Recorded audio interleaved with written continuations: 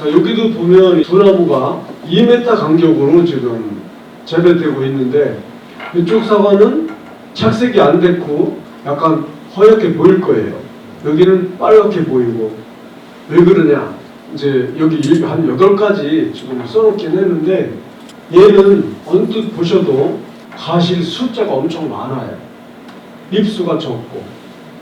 거기에 비해서 얘는 과실이 많지 않고 잎이 많죠. 그래서 사과를 이렇게 굵게 만드는 양분도 잎에서 가고 빨갛게 착색시키는 성분도 잎에서 가요. 또 달게 하는 당도도 잎에서. 다 잎이 하는 역할이에요. 빨갛게 하고 비게 하고 당도 올리고 하는 것이 다 잎에서 하는 역할인데 여기는 과실수는 많고 잎수가 적다 보니까 제대로 안 되는 거예요. 그래서 항상 사과나무는 그 나무의 그 힘, 수세에 알맞게 결실을 시켜야 된다. 그리고 이제 품종은 여기 지금 감로라고 하는 품종, 골든볼, 컬러풀 이런 것들이 이제 지금 저기서 만든 식품들인데 이런 골든볼, 노란 사과는 착색이 필요 없기 때문에 평지에서 재배하기가 훨씬 쉽죠. 그래서 지금 이제 이런 사과들을 많이 재배하죠. 골든볼. 그리고 이제 감로나 컬러풀도 이제 빨갛게 착색이 되는 사과인데 기존의 품종들보다는 착색이 아주 잘 되는 걸로 되어 있기 때문에 이제 이런 품종들을 구입해서 심는 것이 좋죠. 평지에서. 그 다음에 이제 만웅이라고 또 최근에 하나 나왔어요. 빨간색이면서 약간 좀 늦게 따는 이제 그런 만생종, 후지를 아마 대체할 수 있는 그런 품종으로 보고 있는데 10월 하순에 따고 한 380g 나가고 당도도 한 14도 나가고 굉장히 좋은 품종이에요. 만웅. 물론 이지풀은 이제 나온 지 좀 됐죠. 홍록을 대체할 수 있는 그런 품종. 홍록. 색깔이 착색이 잘 되는 품종이에요. 그래서 이제 재배적으로 착색이 잘 되게 하려면 아까도 얘기했듯이 미세살수라 그래서 여기 아마 사진이 이렇게 보시면 안개같이 물이 뿜어져죠. 이게 안개 같은 게 연기가 아니고 물이에요. 안개같이 물을 지하수를 뿜는 거예요. 그래서 낮에 온도가 최고 기온이 31도 정도 되면 자동으로 저렇게 지하수를 뿜게 만드는 시설이 있어요. 미세살수 시설이라고. 저 시설을 하게 되면 비례도 정상적으로 잘 되고 또 뜨거워서 문제가 되는 과피가 이렇게 햇빛에 데이는 일소, 또 꽂는 형성, 또 착색 모든 거를 다 막을 수 있어요.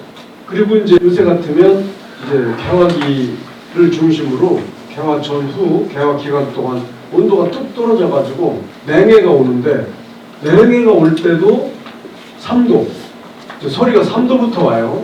3도부터 제가 물을 뿜도록 온도하고 이렇게 연동을 시켜 놓으면 그러면 여러분들이 이제 밤에 주무실 때 밖에 온도가 3도 떨어지면 저는 지 혼자 안개같이 지하수를 뿜어가지고 사과나무가 아침에 일어나 보면 얼음 속에 고드름같이 다 들어가 있어요. 그러면 안전한 거예요. 그래서 이제 우리 이렇게 3,000평씩 재배하시는 분들은 저 시설을 반드시 하셔야 해요. 근데 이제 저 시설은 한 가지 이제 아시고 하셔야 될 게 뭐냐? 저렇게 물을 안개같이 이제 뿜어지는 이제 온도가 시작이 3도예요. 그러면 그 시간이 보통은 빠르면은 12시, 밤 12시, 늦으면은 한 3시에 이제 3도가 돼가지고 서리가 오기 시작해요. 그럼 그때부터 가동이 되면 아침 해 뜰 때까지 돌아가야 돼. 그만큼 물량이 안 된다. 그러면 관정을 더 파야 돼. 관정을 추가로 파서 가동을 하시면 이제 저건 외국 애들, 유럽이나 이런 사람들이 하는 방법이에요. 그 사람들도 저온이 오면 물을 저렇게 해서 저온을 막아요.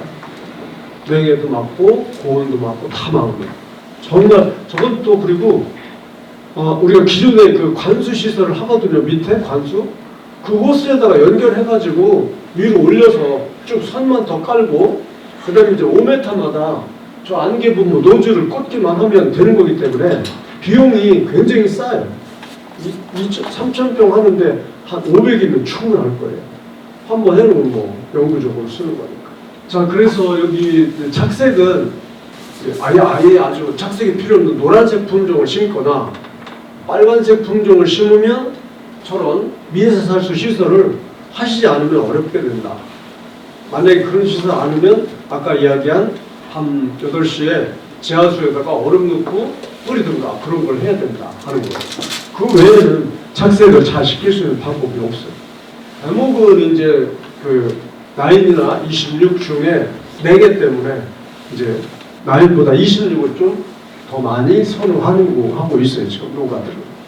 기온은 지금 말씀드린 대로 아까 그 서리가 오는 온도가 3도이기 때문에 여러분들이 이제 최저 기온은 개화기를 중심으로 해서는 3도 이하로 떨어진다 그러면 여러분들한테는 비상이라고 보셔야 돼요.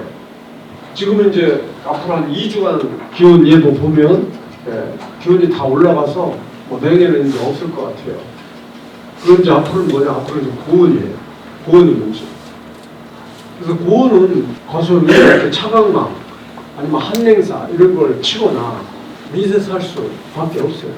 그리고 아까 이제 지온을 뿌리가 더워서 지금 못 살기 때문에 지온을 올리지 않도록 초생제 풀을 키워라. 아침에는 키웠다가 이제 풀이 많이 자라면 이제 깎아주는 거예요. 깎을 때도 바짝 깎지 말고 길게 남기고 깎으시라는 거예요. 그리고 이제 중요한 거는 그 뿌리가 활력 있게 자라게 해야 되거든요. 뿌리가. 그래서 뿌리가 이제 쇠약해지면 그 나무는 전체적으로 다 문제가 생겨요. 그래서 뿌리가 그러면 활력 있고 건강하게 뿌리가 자라려면 어떻게 해야 되느냐? 아까도 얘기했듯이 자, 지온 올라가지 않게 하고 유기물을 잘 주셔야 돼요. 유기물. 가을에 수확하고 나서 이제 한 해가 다음 해로 넘어가기 전 항상 11월 말쯤 그때 모든 유기물은 그때 다 주셔야 돼요. 11월 하순쯤에 지면에다가 유기물은 그때 다 주고 그 다음에 이제 그 이듬해 해가 바뀌어서 이제 봄이 되면 그때는 화학비료만 주는 거예요. 지금도 화학비료만 다 주고 버려면 그렇게 주는 거예요. 유기물들을 퇴비나 이런 유기물들을 봄에 주면 안 돼요. 왜냐면 유기물들은 비효가 오래 가요. 그래서 착색에 더 지장을 줘요. 그렇지만 화학비료는 우리가 토양에 주면 한 달이면 끝나요. 그래서 뿌리가 잘 튼튼히 건강하게 살게 하려면 물도 항상 적습, 건조하지도 않고 너무 과습하지도 않고 과습하면 오히려 더 못 살아요. 사과나무는. 건조하면 그 땅속으로 막 뿌리를 더 깊게 박아가지고 이제 살려고 하는데 다습하면 금방 질식해버려요. 산소가 없어가지고. 그래서 다습한 것이 제일 치명적이에요. 그래서 물이 잘 빠지도록 심을 때 유공관 같은 거 묻으시는 게 굉장히 중요하고. 그리고 이제 유기물을 잘 줘야 유기물은 거름으로 주는 게 아니에요. 거름은 화학비료가 하는 거고 유기물에는 거름 성분이 많지 않아요. 그럼 유기물은 왜 주느냐? 유기물이 미생물의 먹이에요. 그래서 그동안 유기물들을 안 주고 화학비료만 위주로 농사를 하다 보니까 토양에 유익한 미생물들이 줄어가지고 나무가 지금 보통 문제가 아니에요. 예산 같은 데는 막 죽는 나무가 엄청 많이 나와요. 역병이나 문우병 이런 걸로. 수세도 막 떨어지고. 그래서 그게 다 미생물이 부족해져서 그래요. 유기물을 안 줘가지고. 그래서 유기물을 잘 주셔야 된다 하는 거고 풀을 키워야 이제 지온이 안 올라간다 그런 얘기를 했고 그 다음에 연작장애라 그래서 사과나무를 심었던 자리 한 20년 심고 이제 나무가 노쇠해서 뽑고 그 다음에 또 우리는 땅이 없으니까 그 땅에다 또 사과나무를 심잖아요. 그러면 연작장애가 와요. 이어짓기를 해가지고. 연작장애라는 게 뭐냐? 처음 심은 땅은 사과나무가 막 한 4m 이렇게 잘 커요. 근데 두 번째 그 땅에다 사과나무를 심으면 한 1m는 안, 3m밖에 안. 그게 연작장애. 그리고 여러 가지 뿌리가 병에 쉽게 걸리고. 그래서 그런 연작장애도 안 오게 하려면 유기물을 평소에 매년 줬어야 돼요. 그래서 유익한 미생물들이 많이 있어야 그런 유해한 미생물들을 제압하거든요. 그리고 이제 앞으로는 아마 여기 G 대목이라 그래서 미국 코넬대에서 만든 G935 뭐 이런 대목들이 있어요. 이게 우리나라에 현재 들어왔는데 이제 저기에 아마 묘목업자들이 점을 붙여서 묘목을 팔 거예요. 그래서 이제 앞으로는 묘목을 G 대목에 접목한 묘목이 유통이 되면 그런 묘목을 사서 쓰시는 게 좋아요. G 대목은 화상병, 연작장애 다 강해요. 그 다음에 이거 귤센터에서 이제 그 미생물실에서 여러분들한테 저런 미생물들 주거든요. 그런 걸 왜 귤센터에서 주겠어요? 토양에 주면 좋으니까 주는 거예요. 그래서 귤센터에 주기적으로 오셔가지고 저런 특히 고초균이 사과에는 제일 좋아요. 고초균이 뭐냐면 저 고자가 집 고자예요. 집에서 나오는 균이 뭔지 아시죠? 매주 띄우고 청국장 만들고 그때 집에서 나오는 그 균 제일 강력해요. 유해균들을 제압한다고 쟤들. 그래서 귤센터에서 늘 오셔가지고 그런 고초균도 받아다가 토양에 주시면 아주 좋지. 그리고 이제 지금은 그 고초균이 가루 고초균이 시중에 나와요. 그런 거 사다 줘도 좋고요. 가루 고초균. 이제 귤센터에서 주는 건 양이 한 사람당 많이 안 주기 때문에 고초균은 원래 물하고 1:2로 섞어서 주거든요. 고초균 한 마리면 물 2마리 섞으면 총 3마리예요. 그 3마리 갖다가 몇 나무 주겠어요. 그래서 저거는 주시려면 집에서 배양기를 만들어 가지고 배양해야 돼요. 한 마리 가지면 저렇게 막 10톤도 만들 수 있어요. 배양을. 그러든가 아니면 가루고추를 사다 주든가. 그런데 이제 재배하다 보면 이런 엽소라고 잎이 타는 가을에 장마 끝나고 나면 이제 저런 현상이 생겨요. 저건 왜 그러냐면 아까도 제가 얘기했듯이 뿌리가 건조한 것보다 습한 게 더 치명적이다. 저게 그거예요. 비가 계속 와요. 그러면 토양의 모든 공극에 빗물로 차이면서 공기가 빠져나가 버려요. 그러면 뿌리가 호흡을 못해. 양분, 수분을 흡수하는 뿌리는 새뿌리예요. 하얀 새뿌리. 걔들은 금방 죽어요. 산소가 부족하면.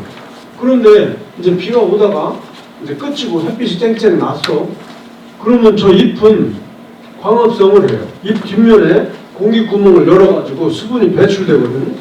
그럼 수분이 배출되면 뿌리에서 올라와 줘야 되는데 양분 수분 흡수하는 그 하얀 새뿌리가 습해 받아가지고 죽었어요. 물이 안 올라가. 타는 거예요, 잎이. 그리고 이제 비가 엄청 오잖아요, 지금은. 그래가지고 이제 이렇게 열과도 되고, 그리고 낙과도 생기고. 다 이런 것들이 기후변화로 그전에는 없던 이제 문제들이 지금 생기고 있는 건데, 이제 저거는 이제 뭐 여러 가지 이런 것들을 이제 많이 써놓긴 했는데, 쉽진 않죠. 특히 뭐 저거는 열과만 가지고 또는 낙과만 가지고 설명해도 1시간씩 해야 돼요. 그래서 이제 그냥 저기 써놓은 적절한 착과, 수세약과 방지, 건강한 잎과 뿌리 유지, 가리 과다 금지처럼 것만 이제 이해하시면 돼요. 가리 비료가 이제 염화가리, 무슨 인상가리, 뭐 이런 가리 비료가 있어요. 가리 비료를 이제 열매 비료로 주는 건데 황산가리. 가리 비료를 너무 많이 주면 터져요. 그래서 비료를 항상 적절하게 줘야 돼요. 양. 열과는 원인이 뭐냐면 갑작스런 수분의 과잉 흡수예요. 그래서 터지는 거예요. 천천히 평소에 흡수하면 터지지 않죠.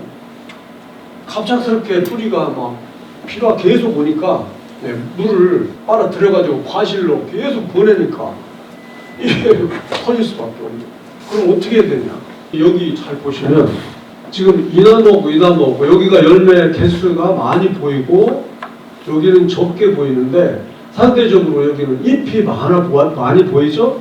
여기는 잎이 적게 보이고 일과당 엽수가 차이가 있는 거예요. 여기는 개수가 많고 사과 개수가 많다 보니까 일과당 엽수가 적어요. 여기는 일과당 엽수가 많고. 자, 이런 상태에서 갑작스럽게 막 비가 많이 왔다. 그러면 뿌리가 이제 수분을 흡수해가지고 과실로 보내서 열과가 생깁니다. 자, 열과가 생길 때 이쪽하고 어떤 쪽이 덜 생기겠어요? 한쪽은 분명히 덜 생겨요. 한쪽은 많이 생기고. 왼쪽이 당연히 더 생기는데 왜 더 생길까? 입하고 관계 있어요. 그 잎의 역할 중에 하나가 아까도 얘기했지만 광합성 할 때 잎 뒷면에 숨구멍을 통해서 기공을 통해서 수증기가 배출돼요. 근데 얘는 입수가 과실은 많고 입수가 적고 얘는 입수가 많잖아요. 그러면 저 많은 잎 뒷면에 기공을 통해서 수분을 배출하면 오른쪽 건 안 터져요. 왼쪽 거는 할 수밖에 없어요. 입수가 적어서. 아시네요. 증산자는 아시네요. 그래서 적정하게 결실시키는 게 굉장히 중요하다. 그리고 갈수록 결실량은 줄여야 돼요. 기상이 이렇게 변해가지고 비는 점점 더 오고 덥기 때문에. 근데 그런 생각은 안 하고 옛날 생각만 하고 똑같이 결실시키잖아요? 다 터지는 거예요. 근데 저게 따는 게 쉽지 않아요. 저게 돈인데. 그래서 설마 하다가 그냥 다 터치는 거예요. 후회하죠. 다. 아유, 더 딸 걸. 후회하죠. 자, 그 다음에 이제 결실시키는 것도 적과라고 해서 이제 과실을 어디에 열매를 결실시켜가지고 수확할 건가. 그것도 잘 아셔야 돼요. 자, 얘는 지금 여기 가지에서 이 사과까지 길이가 짧아요. 근데 얘는 여기서 늘어졌어요. 자, 여기서부터 여기까지 길이가 길죠? 그러면 두 사과가 있을 때 열과는 어디가 더 빨리 많이 생기겠어요? 왼쪽에 거예요. 얘는 안 돼요. 열과 안 돼. 왜 그런지 아시겠어요? 멀리 있어서 이제 수분이 가긴 가요. 가는데 거리가 길다 보니까 압력이 떨어져. 뿌리에서 수분을 흡수해가지고 과실로 보낼 때 얘는 바로 와버려요. 다 터지는 거예요. 얘는 이게 거리가 꾸불꾸불 멀리 가야 되니까 가면서 압력이 점점 떨어지고 속도가 느려지고 그래 덜 터져요. 그러니까 너무 이렇게 단과제 이런 걸 단과제라고 해요. 단과제 결실시키지 말라는 거예요. 그 다음에 반사필름이라고 깔거든요. 이제 나무 요 수건 하부에는 햇빛이 잘 안 들어가기 때문에 이런 과실들은 햇빛이 안 나니까 착색이 잘 안 돼요. 사과는 특이하게 과피에 햇빛이 닿아야 빨갛게 돼요. 포도 같은 경우는 심지어 봉지를 싸서 햇빛을 차단해도 그 속에 포도가 까맣게 잘 익어요. 포도하고 사과하고는 전혀 달라요. 자, 그래서 이제 할 수 없이 밑에다가 이런 반사필름을 깔아가지고 빛을 반사시켜서 이 사과를 착색시켜요. 자, 그럴 때 반사필을 까는 방식이 이 사람하고 이 윗사람하고는 큰 차이가 있다는 거예요. 열과에. 열과는 아까 제가 뭐라고 그랬냐면 갑작스러운 수분의 과잉 흡수다. 그랬죠? 근데 이 사람은 그리고 또 그런 양분이나 수분을 흡수하는 뿌리는 굵은 뿌리가 아니에요. 원줄기 가까이 있는 굵은 뿌리가 아니라 원줄기에서 멀리 있는 잔뿌리가 흡수하거든요.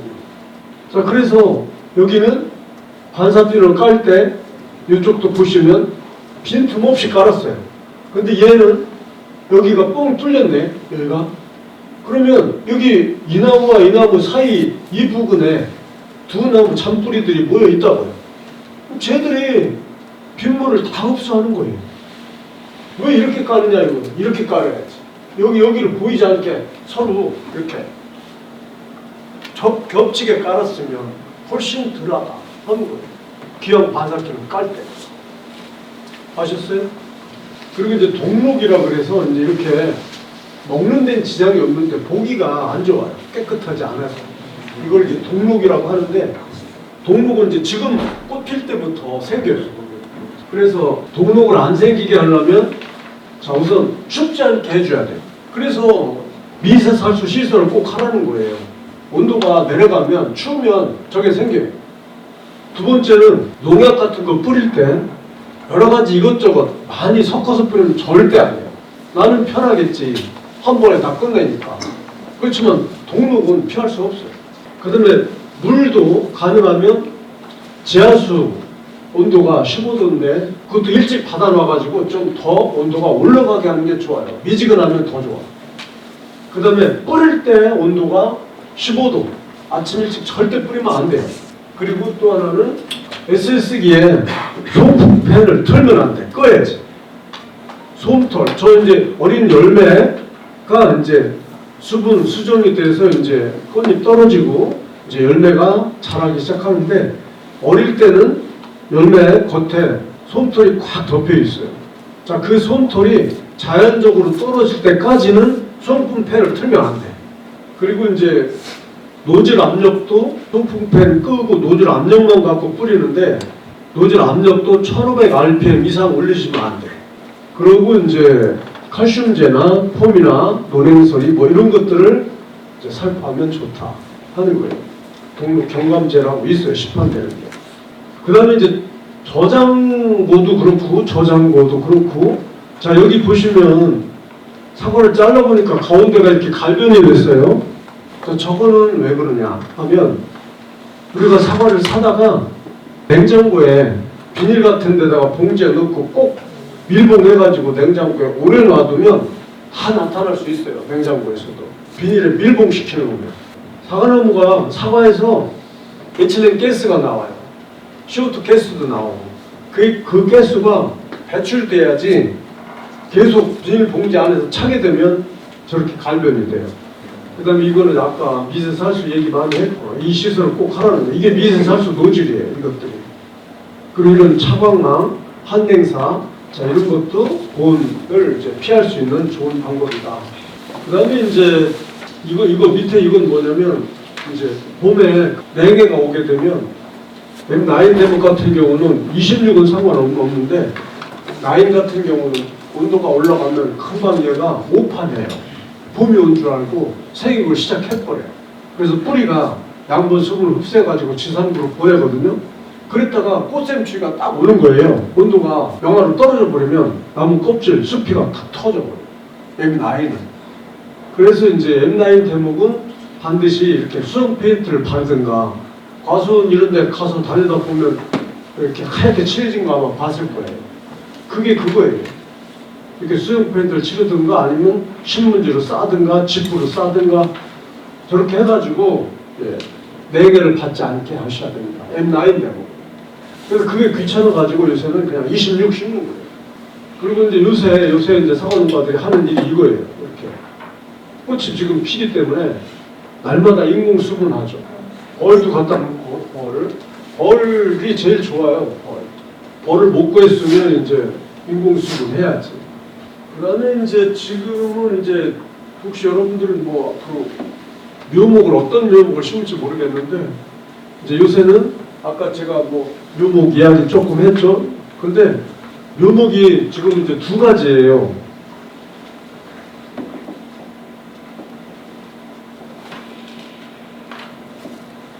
노지묘목이라는 건 그냥 밭에다가 접붙여가지고 이제 묘목을 키운 거.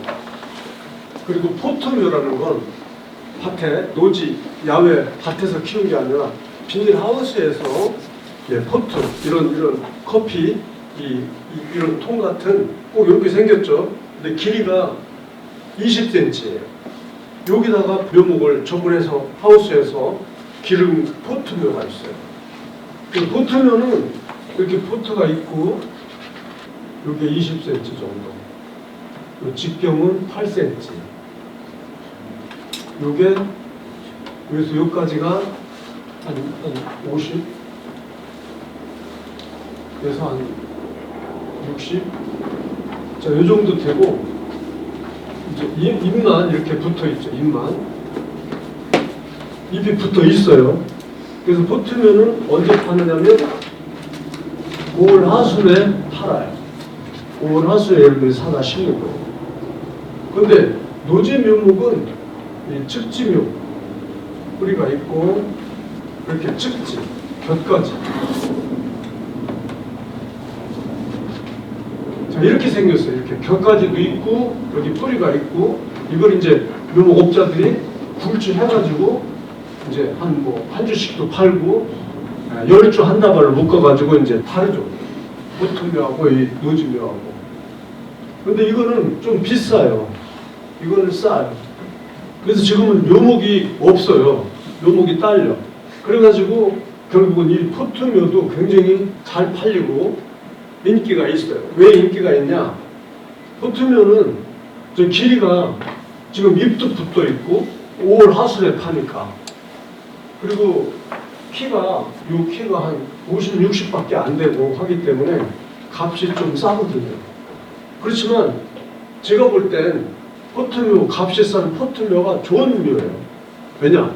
얘는 포트묘는 뭐든지 할 수 있어요. 뭐든지 제약을 안 받아요. 아까 제가 재배한 여기 방법 중에 기존의 방추형 재배가 있고 새로 나온 가축, 구요, 투디 재배가 있다고 했죠. 그 모든 재배에 얘는 다 적응할 수 있어요. 그런데 이 묘목은 이 곁가지가 지금 나와 있거든요. 근데 곁가지가 저 곁가지가 몇 개 나왔냐에 따라서 묘목의 품질이 뭐 특면이 이렇게 구분이 돼요. 그래가지고 이 묘목은 값이 22,000원부터 2만원, 아무리 싸도 아마 한 15,000원 가지 않을까 싶은데 이렇게 차이가 나요. 근데 포트묘는 아무리 비싸도 10,000원이면 살 거예요. 그래서 이게 이 노지, 이 축지묘 중에 싼 거는 이것만 못해요. 포트묘는 못해요. 싼 거는 살 필요가 없어. 비싸기만 하고 포트묘 사는 게 훨씬 나아요. 그래서 지금 여기는 그런 이야기, 포트묘가 제가 볼 때 여러분들이 값도 싸고 어떤 재배에도 잘 수용을 구성하는데 쉽기 때문에 제가 포트묘 얘기를 하는 거예요. 자, 그래서 이제 근데 포트묘는 조심할 게 딱 하나예요. 포트묘를 심고 물 관리 잘못하면 이렇게 금방 시들고 말라 죽어버려요. 그것만 조심하면 돼요. 그래서 포트묘는 갖다 심고 지금 이건 뭐냐면 5월 하순에 주거든요. 포트묘는. 그럼 갖다 심고 올해는 키만 키우는 관리만 하면 돼요. 그러면 여기 이 사람이 키가 180이에요. 이 사람보다 훨씬 더 커요. 한 막 2m, 3m까지도 커요. 잘 키우고. 5월 달에 심고 5, 6, 7, 8, 9월 달까지 크려면 한 4, 5개월 동안 키만 집중적으로 키우는 거예요. 어떻게 키우느냐? 이렇게. 자, 이 포트묘는 심을 때 이렇게 이게 포트예요. 구멍을 파고 거기다 쏙 집어넣고 요 가해를 흙으로 이렇게 채우기만 하면 되거든요. 그리고 물만 주면 돼요. 근데 이렇게 새가 뜨면 죽어요. 새가 뜨면. 새 뜨지 않게 하라는 거예요. 그래서 얘같이 이렇게 이제 포트를 놓고 가해를 흙으로 채우고 물을 충분히 주어서 공간이 없게 하라는 거죠. 그래 놓고 이제 이 물이 잦아들면 이 주변의 흙으로다가 포트가 안 보이게 싹 덮는 거예요. 그러면 안 죽어요. 그러고서 이제 주기적으로 한 3일이나 4일 아니면 5일 간격으로 물을 주는 거예요. 그러면 안 죽어. 그것만 조심하면 되고, 그 다음에 이제 제가 이제 심어놓고 이제 관리를 어떻게 하느냐면 어떻게 그 키를 3m 키우느냐. 지금 여기 이 부분 여기 지금 아직은 이게 물이에요.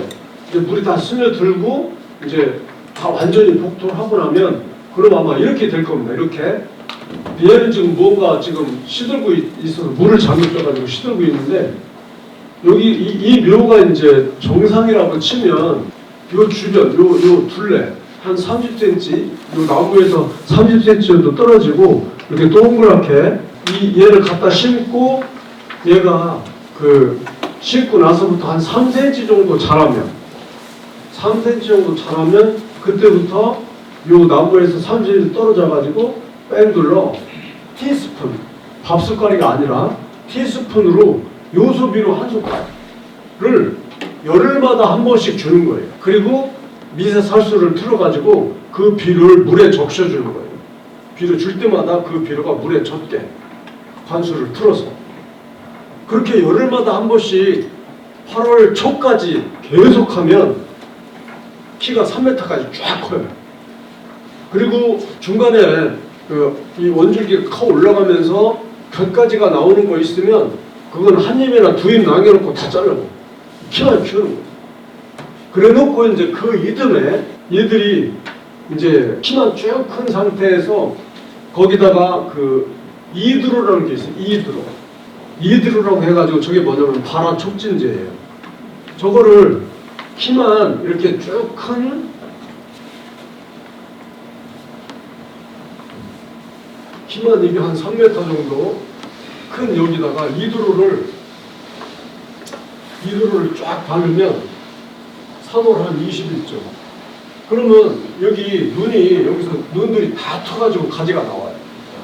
이렇게 이제 이게 지금 가을인데 이제 잎이 이제 내년 봄 되면 잎이 다 떨어지잖아요. 그럼 이 가지만 있는 상태. 여기를 이드로라는 걸 눈에다가 다 쫙 발라요. 3월 20일쯤. 그러면 여기서 여기까지 가지가 다 나와버려요. 그러면 되는 거예요. 그러면 그 가지 나온 가지를 이제 수평으로 눕히게 유인만 하면 그러면 끝나요. 근데 이제 이거는 뭐냐? 이거는 이 포트료를 바로 심지 않고 요새는 사과값이 비싸기 때문에 가능하면 사과를 많이 따시는 게 좋아요. 그래서 이제 사과나무를 심으려면 나무를 비고 이제 거기 묘목을 심고 이러는데 이거는 뭐냐면 사과나무를 포트료를 심는다고 사과나무를 바로 비지 않고 제가 어차피 어리니까 사과를 달려면 3년 정도 돼야 달려요. 그래서 저거를 2년 동안 포트 대류를 만들어서 3년 차에 심는 거예요. 무슨 소리냐? 자, 이 포트묘를 요건 직경이 제가 8cm라 그랬잖아. 여기는 25cm, 직경이 25cm, 높이도 25cm. 되는 이 천막 만드는 가게 그런 데 가면 팔아요. 직경이 막 이만한 그런 천막천으로 된 동그란 호스같이 생긴 그런 걸 팔아요. 그걸 25cm에 자르면 되는 거예요. 자른 걸 갖다가 이렇게 놓고 가운데 포트를 넣고 가해를 흙으로 채우면 끝난 거예요. 이게 그렇게 하는 거예요. 이게. 그래서 쭉 놓고 여기는 지금 이 사람은 한 줄, 세 줄, 네 줄 했어. 이 줄 사이가 1.2m 정도 돼요. 네 줄. 양이 많으니까. 몇백 줄 되니까. 이렇게 해가지고 1년 차, 2년 차 똑같이 여기서 키우는 거예요. 그러면 어떻게 됐냐면 이렇게 돼. 결까지가 막 키가 3m 올라가고 여기 꽂는 결까지가 25개에서 30개 나와. 요 놈을 3년 차 이제 2년 동안 사과 수확하고 가을에 수확하고 나서 그때 나무 다 비고 뽑고 이제 과수원 조성해가지고 3년차 봄에 갖다가 심는 거예요. 얘를. 그러면 심은 당년에 이렇게 열려요. 수확 공백이 없다는 거예요. 그래서 사과 재배는 이제 이렇게 아까 제가 얘기했죠. 다축 또는 구유같이 기존 재배하는 게 아니라 이렇게 심고 이렇게 눕혀가지고 가지가 나오게 하는 방법. 이렇게 지금 한다는 거지. 이거는 지금 이제 제가 이 방법들을 개발한 사람이 이제 뉴질랜드에도 있고 그다음에 이제 이태리도 있어요.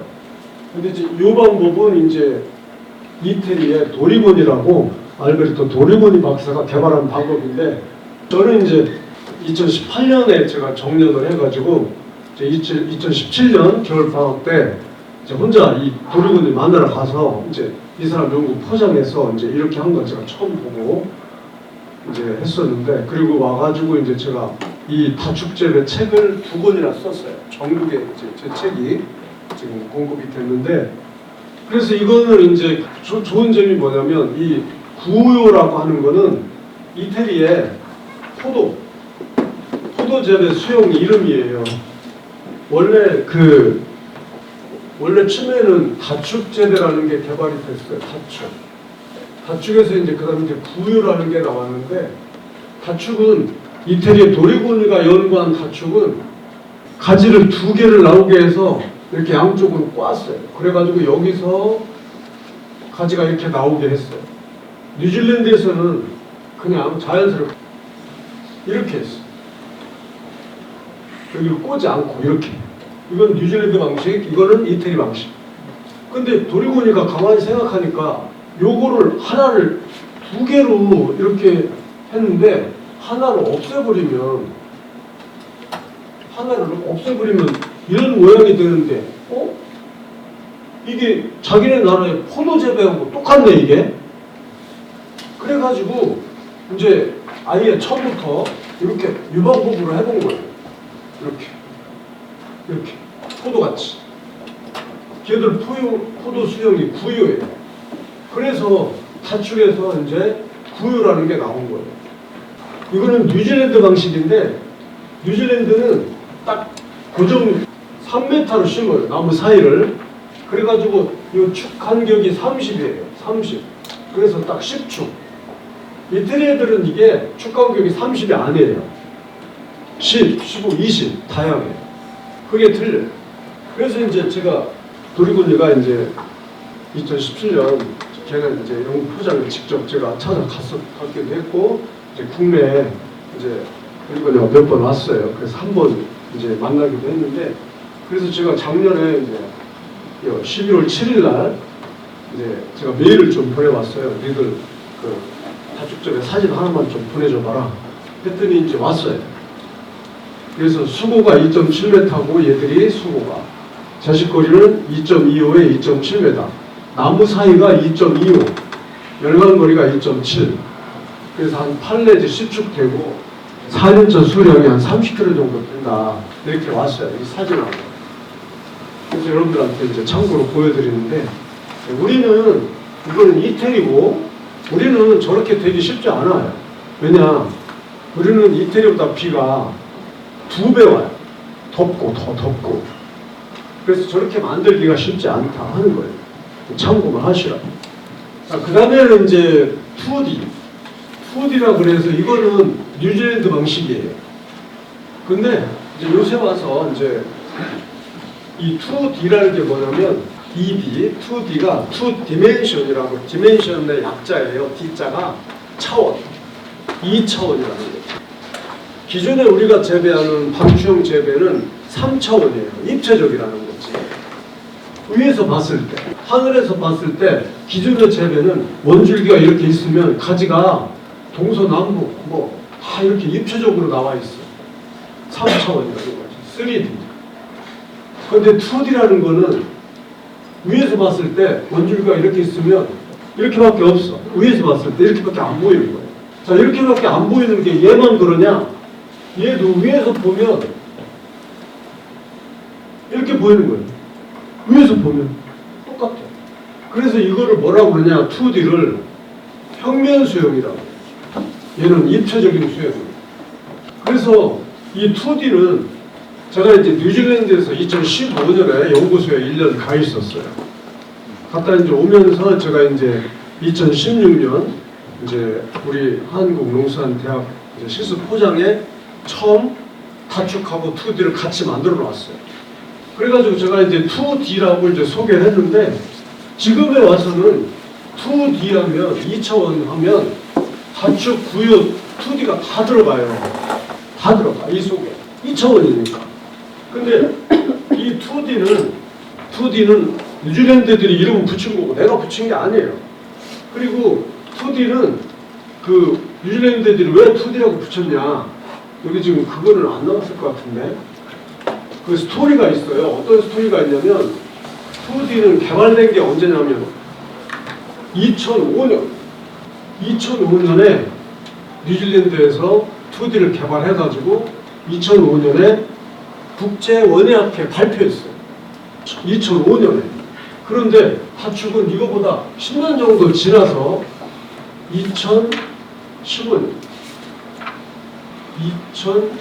2010년, 15년 이때 발표가 됐어요. 이때. 그래서 뉴질랜드 사람들이 2005년에는 다축에는 이런 거는 생각도 못할 때예요. 저 사람들만 3D, 전 세계가 3D로 재배할 때 이렇게 재배하는 소위 이렇게 해가지고 그 양쪽으로 가지를 보내가지고 사과를 열게 하는 이 방법을 2005년에 발표를 하면서 저 사람들이 고심을 한 거예요. 이거 이름을 뭐라고 붙이냐. 이 사람들이 제가 볼 때는 사과 수용 중에 옛날 수용 중에 8m라고 있어요. 8m. 8m하고 비슷하거든요. 다른 점이 뭐냐. 8m는 가지가 양쪽으로 가는 건 맞아요. 맞고 단수가 4단이에요. 8m는 4단. 단 간격이 굉장히 넓어요. 그리고 단의 폭도 엄청 넓어. 8m는. 그런데 이 2D는 단순하게 한 가지만 보냈거든요. 그래서 위에서 봤을 때 이 폭이 얼마냐? 40cm예요. 40cm. 이 폭이 40cm. 8m는 폭이 1m예요. 1m. 이게 틀려요. 그래서 이 사람들이 아마 그때 당시만 해도 전 세계에서 다 3D 재배할 때 자기들이 이제 2차원으로 이거를 연구했다 해가지고 아마 2D로 붙이자고 했을 것 같다는 거예요. 자, 그래서 이제 2D는 뭐냐면 이제 자, 여기 이제 제식 품종은 어떤 품종이든 다 가능합니다. 두 번째, 제식거리는 이걸 참고하시면 되고, 여기 참고하시고, 이제 방향은 당연히 남북이 좋죠. 근데 남북이 만약에 우리 밭은 남북을 할 수가 없다 할 때는 그냥 동서로 하시되 열간거리를 조금 더 넓히라는 거예요. 상관없어. 열간거리만 넓히기. 자, 그리고 이제 2D는 지면에서 제1선이 70, 그 다음에 1선에서 2선은 50, 그 다음에 45, 이 정도 간격으로 단을 만들면 돼요. 그래서 보통 한 6단이나 7단 정도 만듭니다. 그래가지고 이제 자, 이렇게 드릴로 구멍 뚫어가지고 이제 포트 집어넣고 심고, 자, 이렇게 심으면 이렇게 돼요. 그래서 첫 해는 키만 키운 거고, 이거는 2년 차예요. 인자 봄에 이두로 발라가지고 지금 가지가 나온 장면이에요. 8월 하순인데, 그래서 8월 하순에 이렇게 된 거를 이제 이렇게 철선에 단별로 유인을 한 거예요. 하나, 둘, 셋, 4단. 4단 정도 유인했네요. 9월 상순에 유인했구나. 이 나무를 9월 상순에 유인한 거 해가지고 4단까지 올라간 거예요. 7단주. 그렇거나 아니면 자, 이렇게 제식 당년에 키만 키우고, 그 다음에 그 이듬해 여기다가 이두로 발라서 격까지 나오면, 자, 이렇게 하나, 둘, 셋, 넷, 다섯, 여섯, 일곱. 이건 7단까지 다 올라간 거예요, 지금. 자, 그래서 이렇게 하면 이제 굉장히 쉽고 관리하기 편하고 전정이 뭐 어려울 게 하나도 없고, 그러면 이렇게 사과가 열린다 하는 거예요. 이렇게 사과가 열린다. 전정할 때는 이렇게 원줄기하고 곁가지 굵기 비율이 3대1 정도 돼야지, 이렇게 굵기 비율이 곁가지가 굵으면 자르고 다시 받아야 돼. 자를 때는 바짝 자르는 게 아니라 여기 한 2cm 정도 남기고 자르시면 돼요. 그래서 이 방법이 좋은 점이 뭐냐면 전정이 쉽다는 거예요. 전정. 꽂는만 두고 그냥 나머지 거 자르면 되거든요.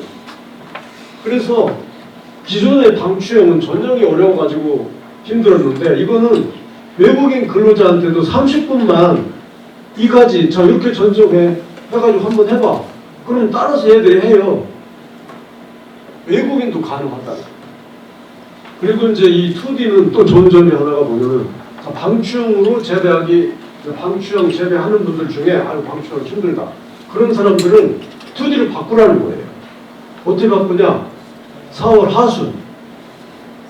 4월 하순이면 이제 지금부터 4월 하순이죠? 격가지를 조금씩 남기고 자르는 거예요. 이렇게. 이게 4월 하순에 자르는 거예요. 격가지를. 그러면 여기 자른 자리에서 신초들이 나와요. 이렇게. 엄청 나와요. 그러면 요거를 7월 달부터 단별로 철선에다가 유인하면 방충 나무가 2D로 바뀌는 거예요.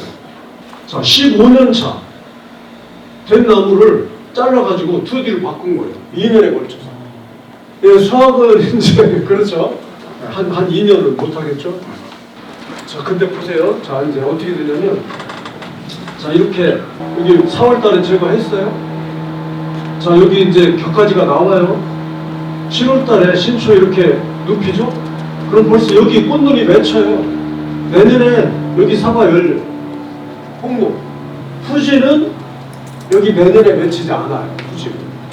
후지는 내후년에 맺혀요. 그러니까 후지만 한 해 더 걸리고, 그 외의 품종은 한 해는 사과 못 따고 그 이듬해부터 딸 수 있어요. 이건 15년짜리예요. 15년짜리인데 15년짜리를 가지를 다 훑어버리니까 몇 가지가 엄청나게 나와가지고 처음에는 한 줄만 했어요. 한 줄만. 도저히 안 되겠다 싶어서 여기는 두 줄로 복렬로 만드는 거예요. 수량이 더 많이 나오지. 그리고 복렬은, 자, 이게 복렬이에요. 요 사이가 1.2m, 여기서 여기까지가 2.8m, 그래서 여기서부터 여기까지가 4m예요. 자, 이렇게 했더니 과일 달린 거 보세요. 어마어마해. 수량은 많이 나오는데 문제가 뭐냐, 후지는 요 사이가 1.2m니까 요 안에는 착색이 잘 안 된다 하는 거예요. 그래서 후지는, 저 복렬은 제가 추천하지 않아요. 다른 품종은 가능해요. 수량이 어마어마하게 나오니까. 자, 그 다음에 이제 이거는 방제. 방제는 뭐 지금 여기 제가 해놓은 방제를 참고해서 방제하셔도 되고, 이제 농약은 이제 그 병해충 방제하는 건 쉬운 게 아닌데 참고하시라고 제가 알려드리는 거예요. 그래서 이거는 지금 이제 우선 방제는 프로그램대로, 여기 나와 있는 이런 프로그램대로 약을 뿌리시는 게 좋겠다 하는 거고, 초보자들은 이제 농약에 대한 상식이 없으시기 때문에 우선 이런 걸 따라서 하셔야 돼요. 내 마음대로 했다가 방제 안 돼요. 그리고 방제기도 이제 이렇게, 자, 이게 SS기라는 거예요. 원래 요거만 있는 건데 요 위에 이제 보조 노즐을 더 붙였어요. 그러면 키가 4m 정도 돼도 약이 잘 뿌려지죠. 그리고 이제 방제는 농약만 갖고 오려고 하지 말고, 자, 이렇게 끈끈이 판이라든지 해충 포집기라든지 저런 것도 활용을 해서 이제 방제하면 더 좋다 하는 거고, 농약 사용은 물의 pH도 잘 맞추셔야 돼요. 물, 수질, 우리 집 수질이 pH가 얼마인지 기술센터에 물 떠다가 검사해달라면 금방 알려줘요. 그래서 농약 타는 물의 pH가 6 정도 되는 게 좋아요. 6이나 5.5나. 근데 지하수는 대개 얼마냐? 우리나라 지하수는 7이에요. 그렇기 때문에 빙초산을, 저 SSE 500 한 차에 빙초산 종이컵으로 한 반컵 정도 넣어가지고 pH를 떨어뜨리셔야 돼요. 그 다음에 농약은 꼭 비 오기 전에 뿌리는 게 좋다 하는 거고, 그 다음에 만약에 무슨 일이 있어서 비 오기 전에 못 뿌렸다 그러면 비 끝이고 뿌리셔야 돼요. 근데 비 끝이고 뿌릴 때는 가능하면 농약은 두 가지가 있어요. 보호제가 있고 치료제가 있어요. 그래서 비 오기 전에 늘 보호제로 미리미리 보호제로 뿌려나가면 좋은데 못 뿌렸다, 비 오기 전에. 그러면 비 끝이고 뿌릴 때는 치료제를 쓰는 게 좋아요. 치료제. 비 올 때 이미 빗물을 통해서 병이 들어가요. 근데 비 오기 전에 보호제를 뿌려놓으면 약이 코팅이 돼 있기 때문에 비가 와도 못 들어가, 병이. 아셨어요? 그리고 이제 만약에 지금 오늘 약을 뿌렸어. 비 오기 전에 오늘 뿌렸어. 그런데 6시간 만에 비가 또 와버렸다. 그럼 약효 없어. 다시 뿌려. 최소한 8시간은 지나야 돼. 약 뿌리고 8시간 지나서 비 오는 것부터는 문제가 없다. 농약 혼용 순서는 이런 식으로 하셔야 되고, 내 마음대로 하시면 안 돼요. 그리고 약 뿌릴 때는 항상 조심해야 될 게, 약이 지금 어떻게 뿌려지나 이 SS기 뒤에서 보셔야 돼요. 그래가지고 약이 이렇게 뿌려져야 돼. 여기 나무에 접목부 대목까지 묻어야 돼. 이렇게. 근데 이렇게 뿌려. 대개 보면 이렇게 약이 이렇게 나가. 그러면 어떻게 되냐, 이 밑에 약이 안 묻어. 그러면 안 돼요. 항상 노즐을 조정해가지고 약이, 자, 이렇게 뿌려지도록 여기까지 맞도록 하셔야 된다 하는 거예요. 이건 한번 다 읽어보시고, 자, 이것도 읽어보시고,